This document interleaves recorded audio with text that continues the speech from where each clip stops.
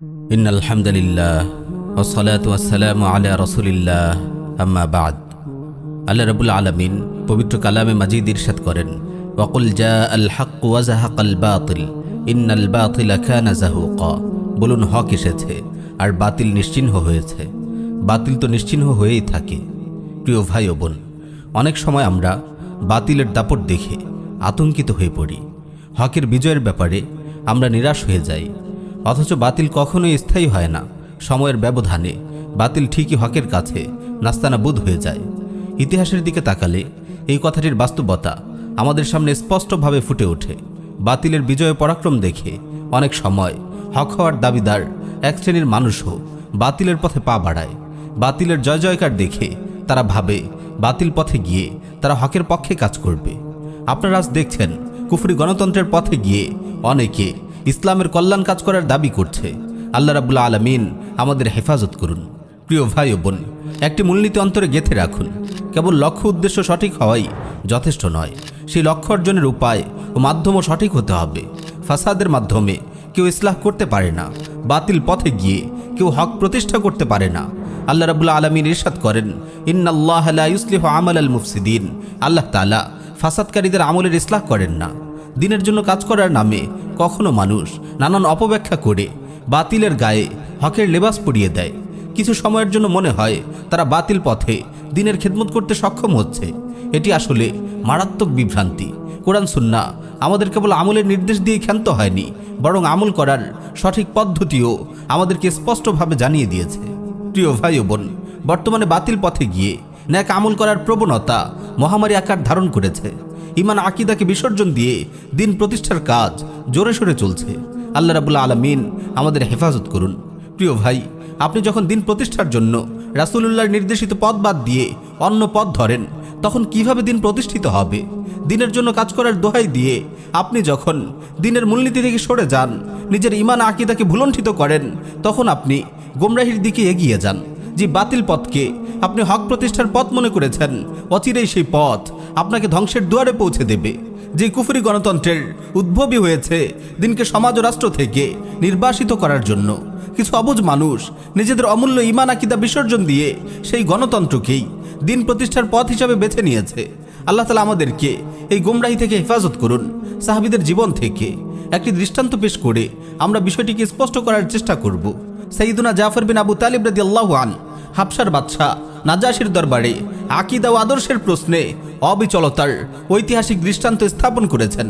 মৃত্যুর মুখে দাঁড়িয়েও তিনি ঈমান ও আকীদার প্রশ্নে কোনো ধরনের লুকোচুরি করেননি। কুরাইশদের প্রতিনিধি আমর বিন আস যখন মুসলিমদের ফাঁসানোর জন্য ঈসা আলাইহিস সালাতু ওয়াস সালামের ব্যাপারে তাকে প্রশ্ন করে, তিনি দ্ব্যর্থহীন ভাষায় ঈসা আলাইহিস সালাতু ওয়াস সালামের ব্যাপারে মুসলিমদের আকীদা তুলে ধরেন। সাইয়্যিদুনা জাফর বিন আবু তালিব রাদিয়াল্লাহু আনহু খুব ভালো করেই জানতেন মুসলিমরা ঈসা আলাইহিস সালাতু ওয়াস সালামকে আল্লাহর পুত্র বলে বিশ্বাস করে না। এ কথা জানলে নাজাশী মুহাজির মুসলিমদের বিরুদ্ধে কঠিন পদক্ষেপ গ্রহণ করতে পারেন, কিন্তু সাইয়্যিদুনা জাফর আকীদা ও আদর্শের প্রশ্নে কোনরূপ আপোষ করেননি।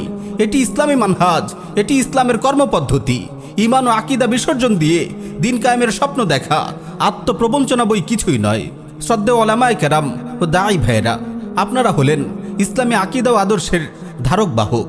আপনারা রাজনৈতিক ব্যবসায়ী নয়, আপনারা হলেন দাঈ ইলাল্লাহ। ক্ষমতার গদিতে বসার জন্য ওত পেতে থাকা সুযোগ সন্ধানী প্রতারক নন। ইসলামের দাঈরা সবসময় ক্ষমতার রাজনীতির ঊর্ধ্বে অবস্থান করেন। লুকোচুরি করে ক্ষমতা দখল করা নয়, বরং নববী মানহাজ অনুসরণ করে দিন কায়েমের সংগ্রাম অব্যাহত রাখাই তাদের লক্ষ্য উদ্দেশ্য। নাজাশির কাছ থেকে সব ধরনের লাভ সুবিধা আদায় করার পরও মুসলিম দাঈরা সেদিন এই সিদ্ধান্তই নিয়েছিলেন, যদিও তারা জানতেন তারা এমন এক বাস্তবতার সামনে দাঁড়িয়েছিলেন যা বাদশার কাছ থেকে তাদের অর্জিত সকল সুযোগ সুবিধা ছিনিয়ে নিতে পারে, যার মধ্যে ছিল নাজাশির ইসলাম গ্রহণ, হাবশার ভূমিতে দাওয়ার স্বাধীনতা ইত্যাদি। শুধু এতটুকুই নয়, বরং এই আশঙ্কাও পুরোপুরি বিদ্যমান ছিল যে বাদশা বিগড়ে গিয়ে তাদের লাঞ্ছিত করবেন, কিংবা তাদের মৃত্যুদণ্ড দিবেন, অথবা তাদেরকে শত্রুদের হাতে সোপর্দ করবেন। একজন মুসলিম রাজনীতিবিদ এই পরিস্থিতি কিভাবে সামাল দিতেন? এই কঠিন অপশনগুলো থেকে কোনটাকে বেছে নিতেন? এতদিন যা নির্মাণ করেছেন তা চোখের পলকেই ধ্বংস হয়ে যাওয়া, নাকি প্রতিষ্ঠার দ্বারপ্রান্তে পৌঁছে যাওয়া রাষ্ট্রের ক্ষমতা গ্রহণ?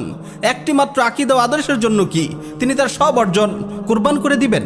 অবশ্যই আকীদা ও আদর্শের প্রশ্নে কোনো আপোষ নেই। আকীদা ও আদর্শের হেফাজতের জন্য তিনি সব কিছু কুরবান করবেন। তিনি হয় রাজনীতিবিদ হবেন, নয় মুসলিম হবেন। এখানে ইসলাম ছাড়া তার হাতে অন্য কোনো অপশন নেই। মুহাজির মুসলিমদের জন্য বুদ্ধি ও মেধা খাটানোর পর্ব শেষ। এখন নিজেদের আকীদা সুস্পষ্টভাবে ঘোষণা করা ছাড়া আর কোনো উপায় নেই।